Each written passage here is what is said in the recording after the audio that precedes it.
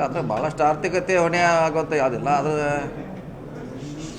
Slow ಇದೆ, ಕೆಲವು fast ಮಾಡಬೇಕು, ಕೆಲವು ಇದ್ದದ್ದನ್ನು ಈಗ 1200 ಸ್ಕ್ವೇರ್ ಫೀಟ್ ಕೊಡ್ಬೇಕಂತ ಹೇಳಿದ್ರು. ಅದು ಯಾರು ಆಲ್ರೆಡಿ ವೈಲೇಷನ್ ಮಾಡಿ ಕಟ್ಟಿದ್ರು. ಅದು 20 ಅದ್ರಾಗೆ ನಮ್ಮದು ದುಡ್ಡಿಂದು ವ್ಯವಹಾರ. ನಿನ್ನೆ ಆಗಿದ್ದು ಇದನ್ನೊಂದು ಬಿಟ್ಟರೆ ಯಾವುದು ಬಸ್ ಪಾಸ್ ಅದು ಜಾಸ್ತಿ ಏನು ಹೊರೆ ಆಗೋಲ್ಲ ಅಂತ ಹೇಳಿದ್ದಾರೆ. ಅದು ಬಿಟ್ಟರೆ ನೆಕ್ಸ್ಟ್ ನಮ್ಮದು ಭಾರತ್ ಜೋಡೋ ಅದು ಮಾತ್ರ ಆಗ್ಬೋದು, ಅದನ್ನು ಅಡ್ಜಸ್ಟ್ ಮಾಡ್ಬೋದು, ಅದೇನು ತೊಂದರೆ ಇಲ್ಲ ಸರ್ಕಾರಕ್ಕೆ. ಅದು ಬಿಟ್ಟರೆ ಮಿಕ್ಕಿದೆಲ್ಲ ಫೈನಾನ್ಷಿಯಲಿ ಇಂಪ್ಲಿಕೇಶನ್ ಯಾವುದೂ ಇಲ್ಲ ರೀ, ಅಲ್ಲೇ ಅಡ್ಜಸ್ಟ್ ಮಾಡ್ಬೋದಿಲ್ಲ. ಪಕ್ಷ ಎಲ್ಲ ಅದರ ಭಾಗವಹಿಸೋರು ಜನ.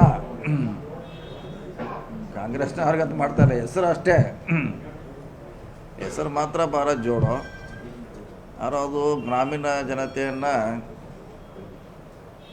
ಕ್ರೀಡೆ ಮತ್ತು ಸಾಂಸ್ಕೃತಿಕವಾಗಿ ಹೊರಗೆ ತೆಗಿಲಿಕ್ಕೆ, ಕಲೆ ನಮ್ಮದು ಎಷ್ಟೋ ಸಲ ಎಲ್ಲರೂ ಭಾಷಣ ಮಾಡ್ತೀವಿ ನಾವು, ನಮ್ಮ ಕಲೆ ನಶಿಸಿ ಹೋಗ್ತಾ ಇದೆ, ಕಲೆ ನಶಿಸಿ ಹೋಗ್ತಾ ಇದೆ ಅಂತ ಎಲ್ಲರೂ ಭಾಷಣ ಮಾಡಿದ್ದಾರೆ. ಅವರು BJP ಅವರು ಮಾಡಿದ್ದಾರೆ, ನಾವು ಮಾಡಿದ್ದೀವಿ, JDS ನವ್ರು ಮಾಡಿದ್ದಾರೆ. ಅದನ್ನು ಗಮನದಲ್ಲಿಟ್ಟು ಹೆಸರು ಅಷ್ಟೇ ಇದು. ಇದ್ರ ಮುಖಾಂತರ ಅಲ್ಲಿ ಕ್ರೀಡಾ ಚಟುವಟಿಕೆ, ಹಾಡು, ಡೋಳು ಇರ್ಬೋದು, ಕುಣಿತ ಇರ್ಬೋದು, ಬೇರೆ ಬೇರೆ ಮಂಗಳೂರಿಗೆ ಹೋದರೆ ಯಕ್ಷಗಾನ, ಅಲ್ಲಿ ಇರುವಂಥ ಕಂಬಳ, ಆಯಾ ಪ್ರಾಂತದಲ್ಲಿ ಒಂದೊಂದು ಇದೆ. ನಮ್ಮ ಕಡೆ ಹೋದರೆ ಗೀಗಿ ಪದ ಬೇರೆ ಬೇರೆ ಇದೆ, ಅವೆಲ್ಲ ನಶಿಸಿ ಹೋಗ್ತಾ ಇದೆ. ಸೊ ಅದು ಮಾಡೋದ್ರಿಂದ ಹಳ್ಳಿಯಲ್ಲಿ ಇದೊಂದು ಹೊಸ ಯುಗ ಮಾಡಲಿಕ್ಕೆ ಮಾಡಿದ ಅಷ್ಟೇ. ಅದರಲ್ಲೇನು ಪಕ್ಷಕ್ಕಂತ ಏನು ಸೀಮಿತ ಇಲ್ಲ.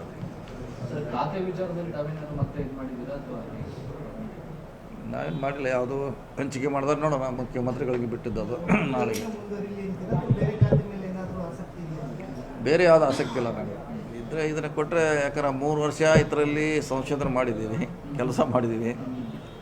ಇನ್ನು ಮತ್ತೆ ಹೊಸದು ಕೊಟ್ಟರೆ 2 ವರ್ಷ ಬೇಕು ಅದು ಹುಡುಕ್ಲಿಕ್ಕೆ, ಅಂತೂ ಏನು ಕೆಲಸ ಮಾಡಬೇಕು, ಪಾಪ್ಯುಲಾರಿಟಿ ಜನಕ್ಕೆ ಮುಟ್ಟಿಸಲಿಕ್ಕೆ ಟೈಮ್ ಆಗುತ್ತೆ. ಈಗಾಗಲೇ ಭಾಳಷ್ಟು ಜನ ಅವರವರು ಅಲ್ಲಿರುವಂಥ ಸಮಸ್ಯೆಗಳನ್ನು, ಪರಿಹಾರಗಳನ್ನು ಈಗಾಗಲೇ ಕಂಡು ಹಿಡಿದಿದ್ದಾರೆ. ಸೊ ಅದು ಮತ್ತೆ ಈಸಿ ಆಗುತ್ತೆ ಅದನ್ನೇ ಕೊಟ್ಟರೆ. KPCC ಅಂತಿಮವಾಗಿ ಹರಿಪ್ರಸಾದ್ ಅವರು ಘೋಷಣೆ ಮಾಡಿದ್ದಾರೆ ಸರ್, ಬ್ಯಾಲೆನ್ಸ್ ಆಗುತ್ತೆ ಅಂತೀರಾ ಸರ್? ಹಾಗೆ ಆಗ್ತದೆ, ಯಾಕಾಗಲ್ಲ. ಹಿಂದೆ ಭಾಳಷ್ಟು ಜನ ಮಾಡಿದಾಗೂ ಆಗಿದೆ. ಅವರಿಂದ ಎಂಟೈರ್ ಪಾರ್ಟಿ ಇರ್ತದೆ, ಒಬ್ಬರೇ ಇರೋಲ್ಲ. ಹರಿಪ್ರಸಾದ್ ಹಿಂದೆ ಎಂಟೈರ್ ಪಾರ್ಟಿ ವರ್ಕ್ ಮಾಡ್ತಿದೆ, ಶಾಸಕರು ಕೆಲಸ ಮಾಡ್ತಾರೆ, ಮಂತ್ರಿಗಳು ಮಾಡ್ತಾರೆ. ಹೀಗಾಗಿ ಅದೇನಂತ ತೊಂದರೆ ಆಗಲಿಕ್ಕಿಲ್ಲ ನಮ್ಮ ಭಾವನೆ. ಕೈ ತಪ್ಪಿದ್ದಿಲ್ಲ, ಭಾಳ ಕ್ಲಿಯರ್ ಕಟ್ಟಿದೆ, ಅದು ಕ್ರಿಸ್ಟಲ್ ಕ್ಲಿಯರು. ಒಂದೇ ಅಂತ ಅವ್ರದ್ದು ಮಾನದಂಡ, ಅದ್ರ ಪ್ರಕಾರ ಆಗಿದೆ ಅಷ್ಟೇ.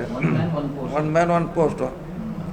ಅದರಲ್ಲಿ ಆ ಗುಂಪು ಈ ಗುಂಪು, ಅವ್ರ ಕೈ ತಪ್ಪಿಸ್ರು, ಇವ್ರ ಕೈ ತಪ್ಪಿಸ್ರು, ಹಂಗೋಯ್ತು ಹಿಂಗೋಯ್ತು, ಏನೂ ಇಲ್ಲ. ಹೋಗಿದ್ದು ಒಂದೇ ರೀ, ಒಂದೇ ಮಾನದಂಡ. 2 ತಿಂಗಳಿಂದನೇ ಹೇಳ್ತಿದ್ದಾರೆ ನಮಗೆ, ಇವತ್ತಲ್ಲ, 2 ಮಂತ್ಸಿಂದನೇ ಅದು ನಡೀತಾನೆ ಇತ್ತು. 1 ಮ್ಯಾನ್ 1 ಪೋಸ್ಟ್ ಅಂತ ಹೇಳಿದರು.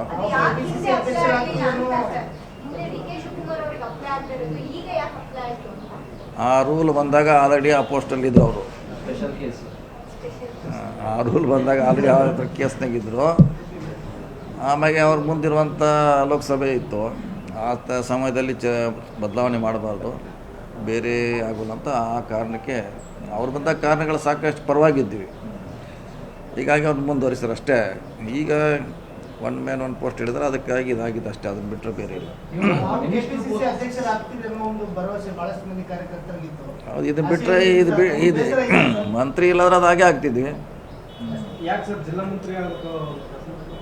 ನಾವು ಎರಡೂ ಹೇಳಿದ್ದೀವಿ, ಕೊನೆಯದಾಗಿ ಅವ್ರಿಗೆ ಬಿಟ್ಟಿದ್ದೀವಿ ಹೈಕಮಾಂಡ್ಗೆ, ಯಾವ್ದು ಮಾಡ್ತಾರೆ ಮಾಡಂತ ಹೇಳಿದ್ವಿ. ಅಂತಿಮವಾಗಿ ಮಂತ್ರಿ ಮುಂದುವರಿಸಿದ್ದಾರೆ, ಅದನ್ನು ಬೇರೆಯವ್ರು ಕೊಟ್ಟಾರೆ. ನೀವೇನಾದ್ರು ಮುಖ್ಯಮಂತ್ರಿ ಸ್ಥಾನಕ್ಕೆ ಕಾಂಪಿಟೇಟರ್ ಅನ್ನೋ ಕಾರಣಕ್ಕೆ ಏನಾದ್ರು ಆ ಥರ ಆಯ್ತಾ?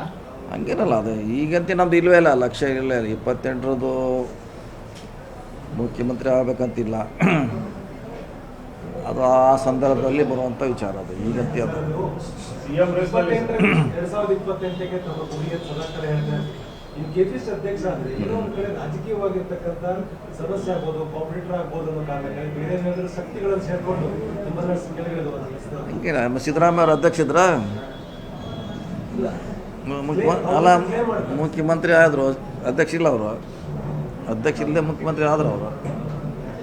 ಉದಾಹರಣೆ ಸಿದ್ದರಾಮಯ್ಯ ಇದ್ದಾರೆ. ಕೆಪಿಸಿಸಿ ಅಧ್ಯಕ್ಷರಾಗಬೇಕು ಅನ್ನೋದು ಮಾನದಂಡ ಏನಿಲ್ಲ.